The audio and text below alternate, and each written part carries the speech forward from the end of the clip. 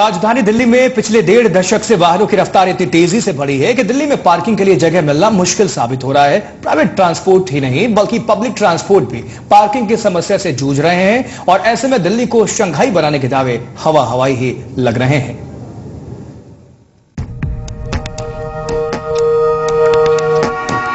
CSC centre for science and environment के शोध के मुताबिक दिल्ली में हर रोज करीब 1400 कारों का इजाफा होता है और यही वजह है कि पिछले 1 दशक में दिल्ली में प्राइवेट वाहनों की तादाद में 20% का इजाफा हुआ है।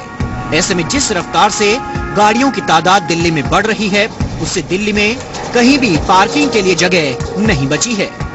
ज्यादातर लोग अपनी गाड़ियां पार्कों या सड़कों पर ही पार्क करते हैं। दिल्ली में ज्यादातर फुटपाथ खत्म हो चुकी हैं और इन पर अवैध ढंग से पार्किंग करने वालों का कब्जा हो चुका है।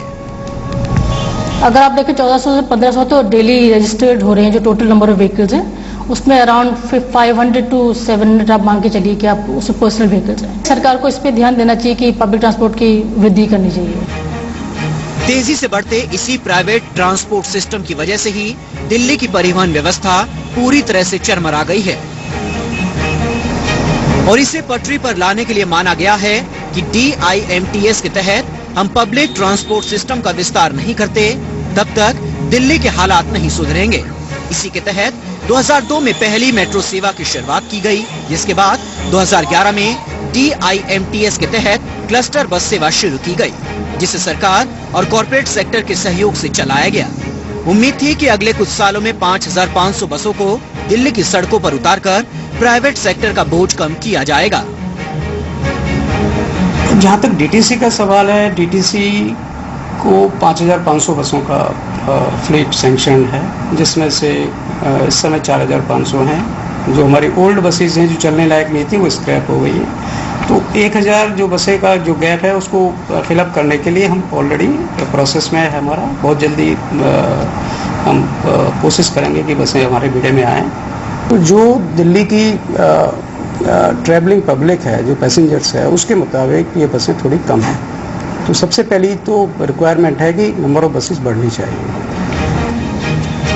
दिल्ली में सड़कों का बोझ कम करने के लिए 11000 बसों की जरूरत है। उसमें से महज 1490 क्लस्टर बसें हैं और 4500 बसें DTC के पास हैं, जिसमें से 15 से 20% बेकार हो चुकी हैं। DTC के जिम्मेदार अधिकारी भी दबी जुबान में मानते हैं कि जगह की बहुत कमी है और पार्किंग की समस्या की वजह से ही ना तो DTC और ना ही क्लस्टर बसों का विस्तार हो पा रहा है।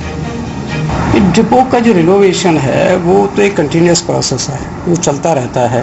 अभी काफ़ी डिपो हमने रिनोवेट किए हैं, स्टैंडर्ड फ्लोर से लो फ्लोर में कन्वर्ट किए हैं। CSC का मानना है कि दुनिया के हर विकसित देश में पब्लिक ट्रांसपोर्ट सिस्टम की भागीदारी लगभग 80% है और प्राइवेट ट्रांसपोर्ट की भागीदारी महज 20%। लेकिन भारत में और खासकर दिल्ली में 15 साल पहले पब्लिक ट्रांसपोर्ट की भागीदारी जो 60% थी, वो अब घटकर 40% रह गई है। अगर आप पब्लिक ट्रांसपोर्ट का शेयर देखें तो काफी साल पहले वो 60% जो 40% डिक्लाइन हो गया है। लेकिन अगर आप दिल्ली मास्टर प्लान का देखें, मुताबिक उनका आंकलन है कि by 2021 it should be by 80%, increase by 80%। Delhi को ट्रैफिक और पार्किंग की समस्याओं से निजात दिलाने का एकमात्र विकल्प है इंटीग्रेटेड पब्लिक ट्रांसपोर्ट सिस्टम को मजबूत बनाना और इसी के तहत 4 साल पहले क्लस्टर बसों की शुरुआत की गई थी। लेकिन अब ये समाधान ही समस्या में तब्दील हो गया है। दरअसल दिल्ली सरकार के पास ना तो इन बसों को खड़ा करने के डिपो हैं और ना ही इन डिपो के विस्तार करने के लिए जमीनें। ऐसे में तमाम विस्तार की योजनाएं ठंडे बस्ते में पड़ी हैं।